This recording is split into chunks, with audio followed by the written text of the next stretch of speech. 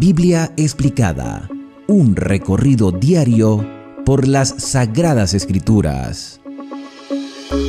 Quiero invitarles en esta oportunidad a abrir sus Biblias en este último capítulo. Ya nos encontramos después de la crucifixión, que fue el día viernes. No sabemos qué sucedió con los discípulos el día sábado. Lo único referencia que tenemos de lo sucedido en sábado es que los sacerdotes van a donde Pilato y le piden a Pilato que ponga guardas en la tumba. Eso es la única referencia bíblica que tenemos. De resto, todo el mundo se fue a sus casas con una tristeza indescriptible. Fue la Pascua más triste de todas. Debió haber sido una Pascua de reflexión. Hoy nosotros recordamos el sacrificio de Cristo con gratitud, porque por ese sacrificio nosotros tenemos acceso al Padre. Por los méritos de Jesús podemos acercarnos confiadamente al trono de la gracia. Nuestra salvación ya fue ganada, ahora necesitamos conservarnos en esa salvación. El hecho de que Jesús haya permanecido en la tumba el día sábado es un indicativo de que nosotros debemos darle importancia a ese día que desde el Edén se está haciendo referencia en la Biblia. O sea, no es que nosotros vamos a descubrir el Shabbat en Éxodo 20, sino que desde el mismo Edén, en un mundo donde todo era perfecto, bueno en gran manera, donde no existía todavía el pecado, el Señor santificó y bendijo este día. ¿Por qué hago referencia a esto? Porque sabemos que Jesús resucitó en domingo. Si Jesús resucitó en domingo y aquí dice que el primer día de la semana van las mujeres al sepulcro, es porque el primer día de la semana es el domingo y el séptimo es el sábado. Acuérdate del día de reposo para santificarlo. 6 días trabajarás, mas el séptimo es para Jehová tu Dios. Eso es bíblico. Eso no se me está ocurriendo a mí y eso no se le ocurrió a la iglesia X, Y o Z. Eso es algo que está en la Biblia. O sea, ¿cómo lo omito? Yo quiero que ustedes me compartan cómo omito yo esa realidad bíblica. El primer día de la semana, muy de mañana, vinieron al sepulcro las mujeres trayendo especias aromáticas que habían preparado y algunas otras mujeres más. O sea, las que se mencionan en el capítulo 23, que ven cómo colocan a Jesús en la tumba, buscan otras mujeres más cuyos nombres los referencian Mateo y Marcos, y entre esas mujeres estaba María Magdalena. Dice el versículo número 2 que hallaron removida la piedra del sepulcro. Y entrando no hallaron el cuerpo del Señor Jesús. Yo les recomendaría también que vieran los capítulos finales de los otros evangelios para que hagan la comparación. Aconteció que estando ellas perplejas por esto, y aquí se pararon junto a ellas 2 varones con vestiduras resplandecientes, 2 ángeles. Y como tuvieron temor y bajaron el rostro a tierra, les dijeron: ¿por qué buscáis entre los muertos al que vive? Indicando de que Jesús había resucitado. No está aquí. Y ellos mismos lo dicen. Ha resucitado. Acordaos, acuérdense de lo que os habló cuando estaba en Galilea. Acuérdense, porque el ser humano es muy olvidadizo. Somos olvidadizos en todo. Acuérdense que él dijo que iba a padecer. Acuérdense que había dicho que iba a ser entregado en manos de gentiles, que iba a morir, que iba a estar 3 días en la tumba y que al tercer día resucitaría. Acuérdense de todo eso, acuérdense. La enseñanza aquí es que el Señor nos invita a recordar lo que Él ha dicho y ha hecho por nosotros en el pasado. No podemos olvidar cuando sintamos desánimo, cuando sintamos que no hay solución a los problemas. Recordemos lo que Dios ha hecho por nosotros y lo que nos ha dicho y lo que nos ha prometido. Cuando sientas que tu fe tambalea, recuerda las promesas del Señor. Por eso es importante constantemente estar repasando lo que escrito está. De hecho, y haciendo referencia a lo que mencioné al principio, hay un mandamiento que dice acuérdate, como para que no se nos olvide. Algunos se preguntarán por qué hacemos tanto o por qué yo, por qué hago tanto énfasis en eso, porque creo que se nos ha olvidado, porque creo que no le hemos dado importancia, porque creo que lo hemos pasado por alto y nos hemos conformado simplemente con lo que nos gusta, lo que no nos gusta también nos beneficia porque Dios nos presenta lo que es necesario para nuestra salvación. Y aunque la salvación no es por obra, sino por gracia, el juicio sí es por obra. Y en el caso de lo que estamos leyendo aquí en este momento, los ángeles le dicen, acuérdense lo que Jesús les dijo, que era necesario que el Hijo del Hombre fuera entregado en manos de pecadores y que fuera crucificado y resucitara al tercer día. Entonces ellas, según lo que expresa Lucas, ellas se acordaron de sus palabras, reaccionaron. A veces hace falta que nos recuerden las cosas, a veces hace falta ese impulso, esa motivación a recordar las promesas y las obras del Señor. Para eso estamos aquí en este canal, para ir recordando lo que escrito está. Seguramente tú has leído la Biblia en varias oportunidades completa. Seguramente has escuchado muchos sermones. Seguramente has leído esta historia cantidad de veces o has visto películas que te recuerdan estos acontecimientos históricos. Pero nunca está de más recordarlo. Hay quien dijo en una ocasión que es necesario que nosotros meditemos diariamente en las escenas finales de la vida de Cristo. Por lo menos media hora. Que Cristo sea el centro de nuestros pensamientos, que si tú lees un salmo, ese salmo apunta a Cristo. Si nosotros vemos hoy errores en nuestras iglesias, nuestra mirada no debe ser el hermano, la hermana, o el vecino, o el amigo, o la persona que asista, ni siquiera el pastor de la institución religiosa. El centro del pensamiento y el modelo a seguir siempre será Jesús. Que no se nos olvide. Que tú puedes pertenecer a una denominación religiosa, pero esa denominación no es el centro de tu vida. Son tus hermanos de fe que te han ayudado, que te han fortalecido, que te han presentado un mensaje de salvación y te ayudaron en el momento que más lo necesitabas. Pero ellos también cometen errores. Entonces nuestro objetivo es mejorar, crecer y ayudar a otros a crecer. Acuérdense de lo que Jesús les había dicho. Y volviendo del sepulcro dieron nuevas de todas estas cosas a los 11, porque ya Judas no estaba. Y todos los demás que también estaban con ellos. Aquí Lucas sí menciona a las mujeres. Al principio no las menciona. Menciona a María de Magdala, María Magdalena, que ya sabemos que había tenido una experiencia un poco grotesca y el Señor la liberó. A Juana, a María, madre de Jacobo, y a las demás que estaban con ellas, quienes dijeron estas cosas a los apóstoles. Por algún motivo no se menciona a María, la madre de Jesús. Hay quienes dicen que posiblemente María sí estaba allí. Habían otras mujeres más.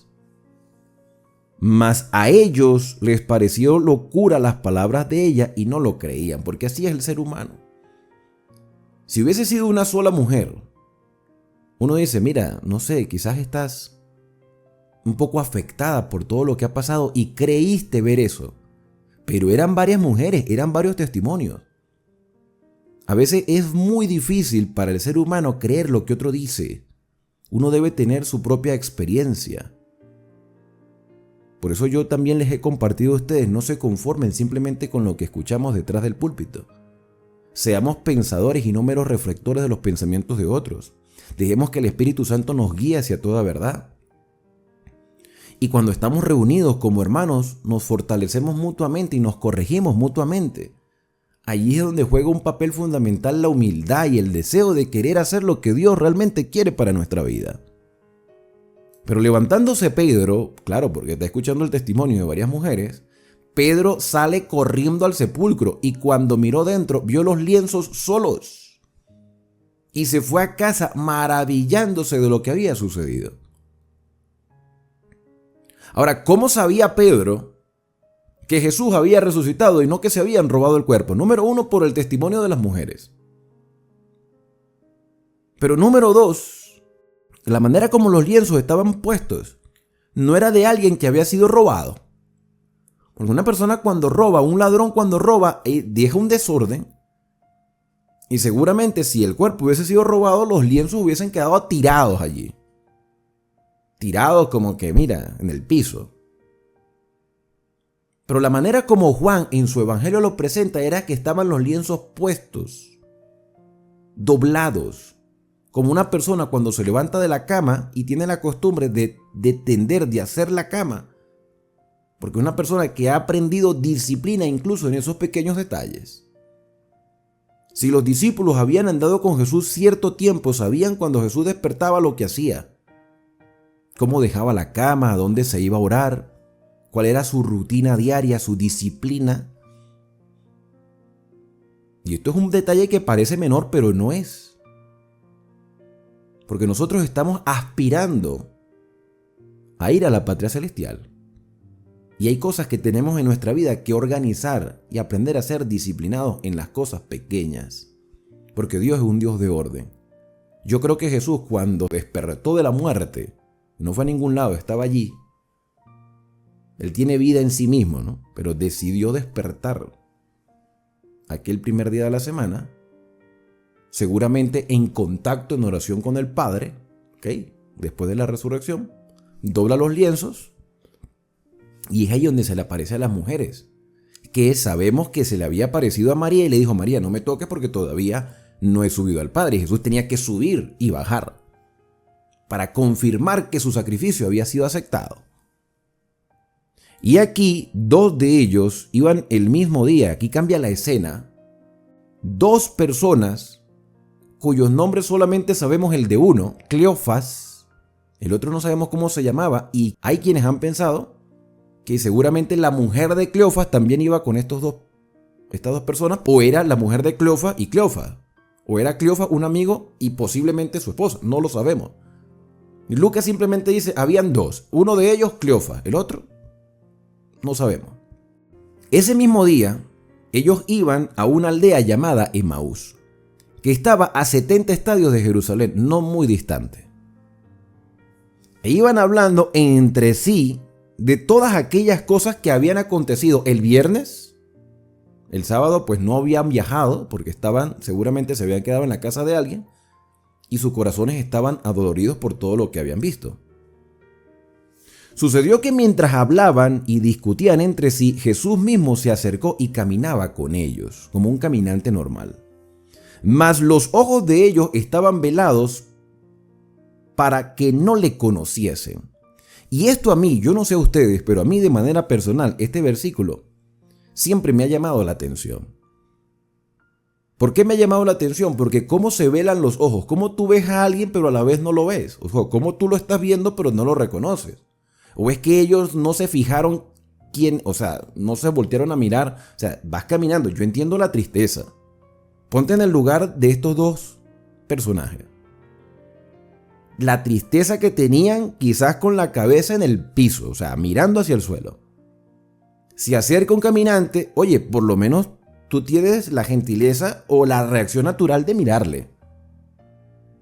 No creo que esté hablando con alguien sin ni siquiera por lo menos ver quién es. Pero te puede salir un ladrón por carretera. Yo entiendo porque a veces uno está concentrado en algunas otras cosas y uno está caminando y pensando en tantas cosas que pasa algún conocido y uno no lo ve. Ha pasado a veces. Que pasa alguien y después, al paso de los días, le dice: oye, pasé por el lado tuyo y ni me viste o no me saludaste. Y a veces también se generan problemas a causa de eso. Uno va concentrado en su problema y va caminando y va pensando y va viendo simplemente imágenes, pero no está detallando quién es. Pero en este caso no es que Jesús pasó al lado de ellos. Aquí la escena es que Jesús está hablando con ellos y ellos no le reconocen. Y les pregunta: ¿qué pláticas son estas que tenéis entre vosotros mientras camináis? ¿Y por qué estáis tristes? Vuelvo y repito, no fue que Jesús pasó y ellos no lo vieron. O si vieron la sombra de alguien no se percataron quién era. No, es que está hablando con ellos. Respondiendo uno de ellos, que se llamaba Cleofas, le dijo: ¿eres tú el único forastero en Jerusalén que no has sabido las cosas que en ellas han acontecido en estos días? O sea, ¿tú eres extranjero? ¿Que no te has enterado de lo que ha pasado? Versículo número 19. Entonces él le dijo: ¿qué cosas? Y ellos le dijeron, y el tono de voz. Yo entiendo que hay personas que tienen tono de voz parecido.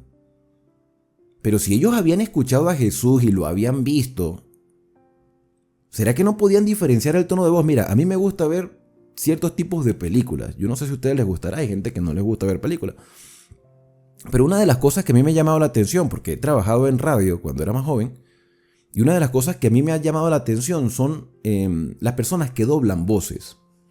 Las personas que doblan voces son aquellos que les ponen una escena de una película y ellos, con un guión para traducirlo de un idioma a otro, principalmente del inglés al castellano, ellos hacen la dramatización con la voz como que metiéndose en el personaje.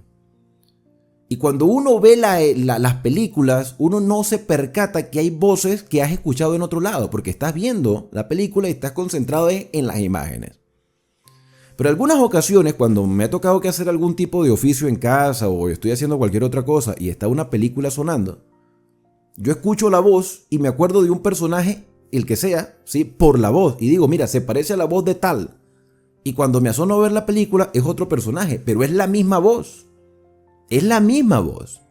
Porque es la persona que hace el doblaje, es la misma. El mismo actor de doblaje. Que hace diferentes personajes. Entonces, número uno, Jesús habla con ellos, no le sienten la diferencia del timbre de voz. O sea, no captan que es el timbre de voz de Jesús. Se voltean a mirarlo, no lo reconocen. ¿Qué dicen los comentarios con respecto a esto? Yo voy a leer un comentario que tengo en la mano y después le voy a decir mi posición personal. Mi posición personal. Si ustedes quieren, escriban su comentario. ¿Qué piensan de por qué ellos ni se dan cuenta el físico de Jesús, ni se dan cuenta del tono de voz de Jesús, ni la manera de hablar? Mire lo que dice el comentario. Hablando del versículo número 16, los ojos de ellos estaban velados.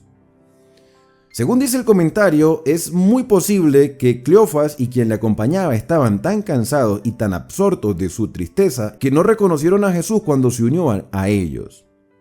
Circunstancias similares habían impedido que María Magdalena reconociera a Jesús cuando le vio más temprano el mismo día.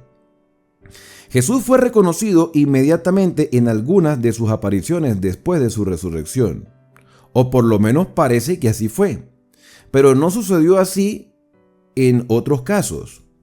Estas palabras de Lucas sugieren que un velo sobrenatural cubría los sentidos de los dos discípulos, Cleofas y quien le acompañaba, además de la preocupación que los acongojaba. Jesús podría haberse dado a conocer a ellos inmediatamente, pero si lo hubiera hecho, ambos discípulos podrían haberse emocionado tanto que no habrían podido apreciar plenamente ni recordar bien las importantes verdades que estaba a punto de enseñarles. Era esencial que comprendieran las profecías mesiánicas del Antiguo Testamento y por eso sobrenaturalmente el Señor impidió que le reconocieran. Pero entonces, ¿qué persona estaban viendo? O sea, no es que estaban viendo una imagen tenue. Yo les voy a dar mi opinión personal. Mi opinión personal. Por aquí dice Jessica Colmenares, estaba en cuerpo glorificado. No estás lejos de la verdad. ¿Qué pienso yo, Jessica, y los que me están acompañando en el directo y quienes están viendo este video grabado? Cuando María ve a Jesús y lo quiere tocar, y Jesús le dice, no me toques porque aún no he subido al Padre, Jesús tenía la misma apariencia física que siempre había tenido. Y una vez que él sube al Padre, no pudo haber bajado con la misma apariencia. O sea, mantiene la misma fisionomía. La misma fisionomía la mantiene. Pero recordemos que Pedro, Santiago y Juan vieron una apariencia diferente de Jesús en un monte que se le considera el monte de la Transfiguración. Así que Jesús tuvo que, al subir al Padre y al bajar, cambiar un poco su apariencia. Cuando nosotros leemos el capítulo número 1 de Apocalipsis, vemos que Juan ve a Jesús con cabellos blancos. Y Jesús, evidentemente, Jesús ya no iba a cambiar porque no iba a envejecer. Jesús se le muestra a Juan en el año 100. Jesús tenía 33 años cuando murió, físicamente, humanamente, pero ya al resucitar, ya él no tendría por qué envejecer más. ¿Qué pienso yo? Que su cabello tuvo que haber cambiado de coloración, blanco. Sus barbas blancas. Eso es una opinión. No me pregunten por versículo porque eso no aparece en ninguna parte. Es una opinión para tratar de dilucidar qué fue lo que pasó con Cleofas. Y claro, no lo reconocen porque no están acostumbrados a verlo así. Y siguen conversando como si fuera otra persona y caminaron varios kilómetros. Y solamente lo reconocen después.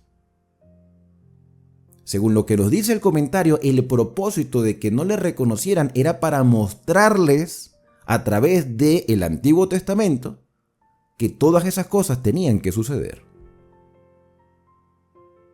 Dice Felicita, quizás Jesús no quería que le reconocieran, no era tiempo de reconocerlo, pero ¿cómo fue esa falta de reconocimiento? Un misterio. Cuando lleguemos a la patria celestial lo sabremos. Pero lo esencial de todo esto era que Jesús quería enseñarles algo que necesitaba conocer. Así que volvamos al relato. Dice el versículo número 20, ¿y cómo le entregaron los principales sacerdotes y nuestros gobernantes a sentencia de muerte y le crucificaron? ¿Tú no te has dado cuenta de todo lo que ha sucedido? Le dicen los caminantes a Jesús. Nosotros esperábamos que Él era el que había de redimir a Israel. Y ahora, además de todo esto, hoy ya es el tercer día que todo esto ha acontecido. Nosotros esperábamos, han perdido la esperanza. Primero porque tenían conceptos errados del Mesías y conceptos errados del propio pueblo de Israel. Nosotros pensábamos que Él iba a redimir. ¿Redimir qué implica la palabra redimir? Rescatar. ¿Pero rescatar de qué? Y el pensamiento popular era rescatarlo de los romanos, ya, ser libre de los romanos. Y sí, Jesús los iba a redimir, pero no simplemente del yugo de los romanos, porque los romanos siguieron gobernando todo el imperio hasta el año 476. 400 años después, seguían los romanos allí. Pero Jesús vino a redimirnos del pecado que nos separa de Dios. Ellos dicen, ya ha pasado 3 días de este acontecimiento. Viernes, sábado y domingo, 3 días. ¿72 horas exactas? No. Pero los israelitas contaban el tiempo así. Aunque también nos ha asombrado unas mujeres de entre nosotros, las que antes del día fueron al sepulcro. O sea que estas personas, aunque escucharon que Jesús había resucitado, se fueron para Emaús. No creyeron las palabras de las mujeres. Y como no hallaron su cuerpo, vinieron diciendo que también habían visto visión de ángeles, quienes dijeron que Él vive. Interesante que ellos se hayan ido a Emaús después de haber escuchado ese testimonio. Y fueron algunos de los nuestros al sepulcro y hallaron así como las mujeres habían dicho, pero a Él no le vieron. Entonces Él les dijo, oh insensatos y tardos de corazón para creer todo lo que los profetas han dicho. ¿No era necesario que el Cristo padeciera estas cosas y que entrara en su gloria? En su gloria. O sea, el Cristo padece por lo que está escrito en el Antiguo Testamento que señalan al Cordero de Dios, al siervo sufriente, pero entraría en su gloria. O sea que sí, al Jesús, al subir al Padre, ya vendría glorificado. Y comenzando desde Moisés, o sea, desde el Génesis. Cuando dice Moisés, está hablando del Génesis, Éxodo, Levítico, Número y Deuteronomio. Desde los escritos de Moisés, así como en la parábola del rico y Lázaro, a Moisés tienen a los profetas, o sea, tienen los escritos. Comenzando desde Moisés y siguiendo por todos los profetas, les declaraba en todas las escrituras lo que de él decían. Lo que la escritura señalaban del Mesías. Recordándole los textos, las palabras que seguramente ellos de niños también habían escuchado, pero no la entendían. Se les estaba aclarando la mente y no nos pasa a nosotros lo mismo. ¿Cuántos años tenemos en la fe y hasta el día de hoy es que se nos están aclarando muchas cosas? Nuestros ojos han estado velados a pesar de que hemos tenido la verdad presente en la mano. Y nuestros ojos se seguirán aclarando a través de un escrito está. Por eso yo soy de los que cree, hermanos. Yo soy de los que cree que el centro del mensaje en nuestros púlpitos debe ser la palabra. Porque la palabra señala a Cristo y eso ya nos ayuda a enfrentar las adversidades de cada día. Llegaron a la aldea a donde iban y él hizo como que se iba más lejos. Mas ellos le obligaron a quedarse diciendo, quédate con nosotros, porque se hace tarde. Se hace tarde. Si salieron temprano en la mañana, seguramente mientras iban comentando del asunto se detenían en ciertos lugares para descansar y para seguir escuchando de Jesús. O sea, el camino, aunque quizás no era tan extenso, le dedicaron bastante tiempo y Jesús repasó todo el Antiguo Testamento. Y esto es un ejercicio interesante, ¿no? Repasar todo el Antiguo Testamento. Pero Jesús contó toda esa historia enfocándose en lo que decía de él. Porque a veces nos concentramos en los personajes, pero todos esos personajes a la final señalan al Mesías. Y se hizo tarde. Y le dijeron, mira, ya va a ser tarde, quédate con nosotros. Entró pues a quedarse con ellos. Y aconteció que estando sentado con ellos en la mesa, tomó el pan y lo bendijo, lo partió y les dio.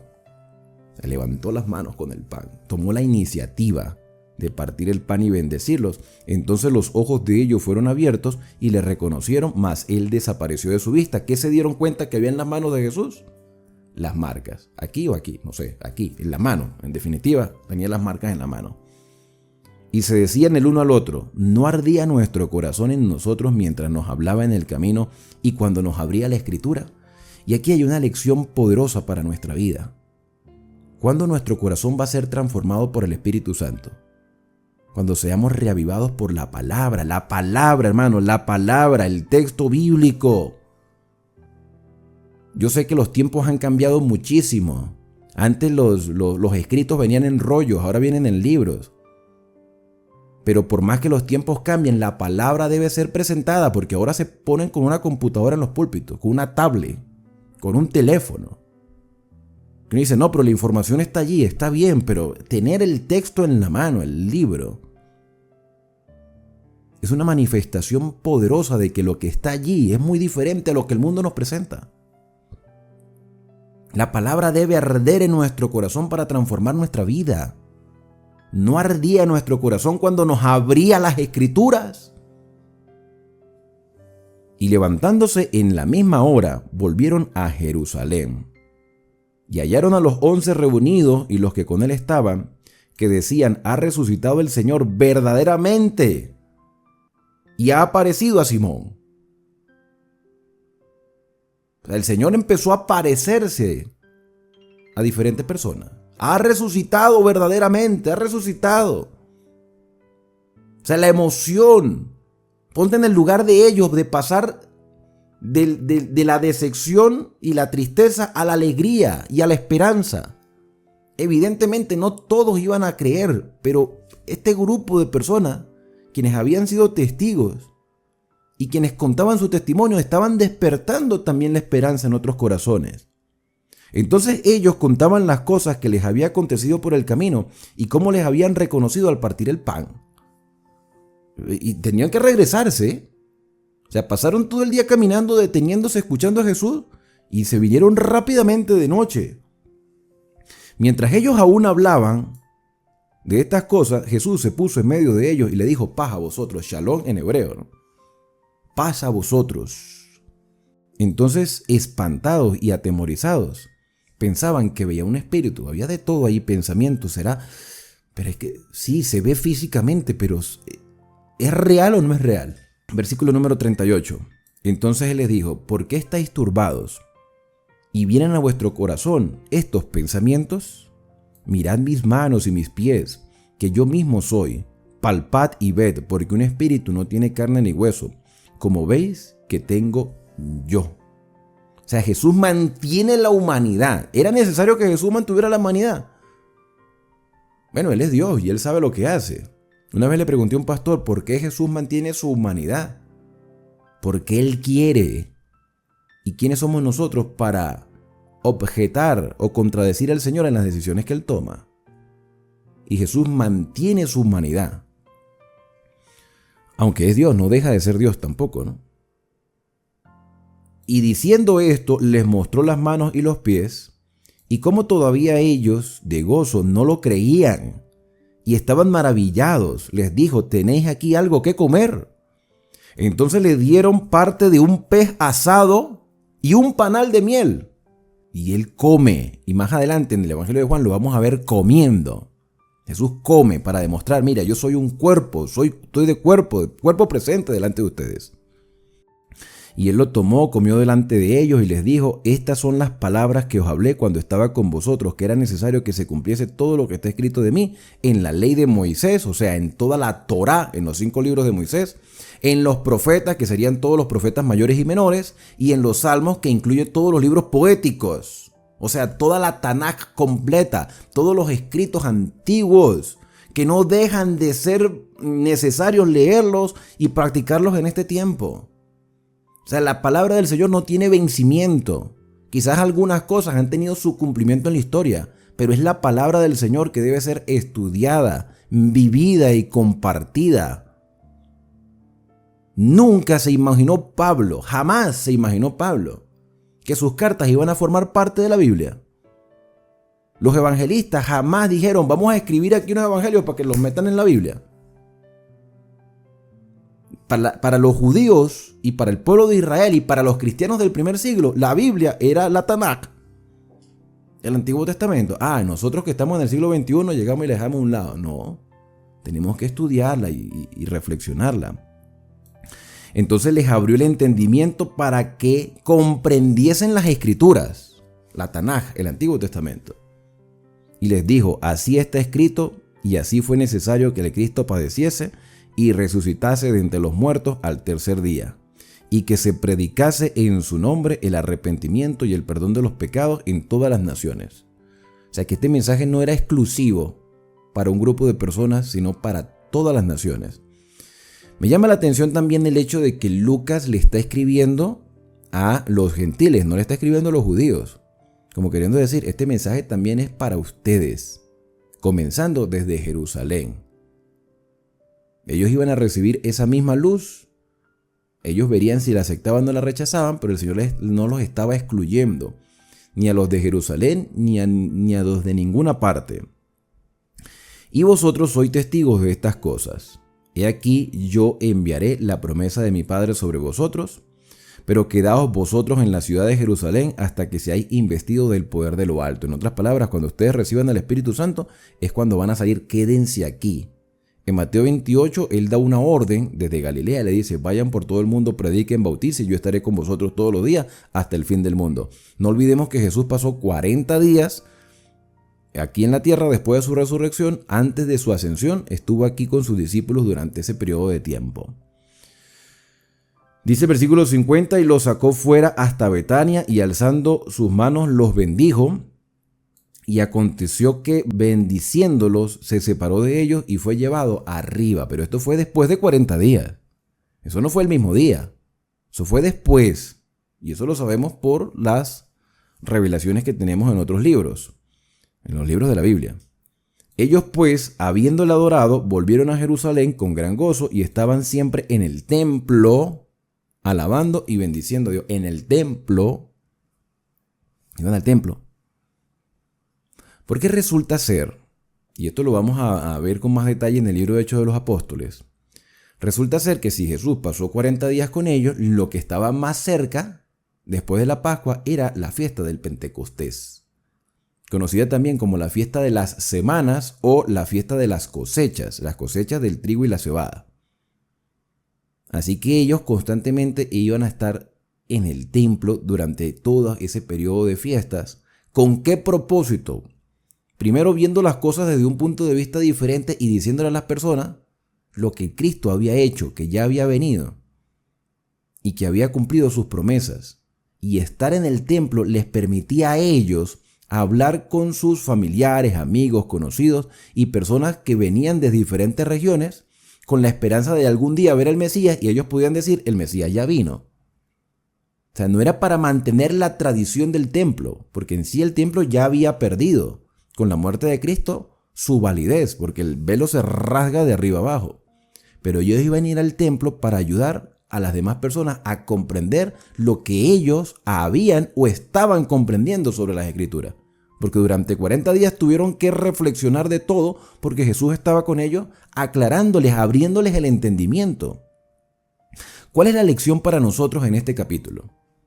¿Cuál es la esencia principal de todo esto? ¿Hacia dónde apunta más la enseñanza con la cual termina el Evangelio de Lucas? El Señor quiere abrirnos el entendimiento. Dios quiere que comprendas la verdad presente. Cuando estudiamos la Biblia de manera sistemática y dejamos que la Biblia sea su propio intérprete y que el Espíritu Santo nos guíe a toda verdad, los mensajes se van a aclarar. Todos los mensajes de la Escritura apuntan a Cristo y el conflicto que Cristo ha venido librando por nosotros contra Satanás.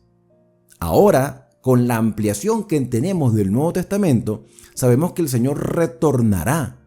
Y mientras esperamos ese retorno, vivimos como verdaderos hijos de Dios, que fortalecen su fe y pueden vivir con esperanza hasta que veamos al Rey de Reyes venir en las nubes de los cielos. Y mientras ese momento llega, necesitamos seguir siendo reavivados por la palabra. Abramos la Biblia todos los días. Que en nuestros púlpitos se predique la Biblia. Que nuestros estudios personales sean con la Biblia. Y lo que parezca aparentemente oscuro se aclarará a medida que vamos leyendo todo el relato. Porque Dios quiere que nuestro entendimiento se abra. Tú, donde quiera que estés, el Señor no te va a dejar en tinieblas. Y con esto hemos llegado al final del Evangelio de Lucas. ¿Qué te ha parecido todo este libro, toda esta investigación? Si te digo que este es el primer tomo de una serie de 2 que continúa con el libro de Hechos de los Apóstoles. Pero mientras llegamos a Hechos de los Apóstoles, en el próximo video, nos introduciremos en el Evangelio de Juan. Así que te motivo a que seas parte de este ministerio de estudio de la Biblia, suscribiéndote gratuitamente a este canal. Activa las notificaciones y compártelo con otras personas. Solo me resta decir que Dios te bendiga y te guarde, que haga resplandecer Dios su rostro sobre ti y que tenga de ti misericordia. Que el Señor alce sobre ti su rostro y ponga en ti paz.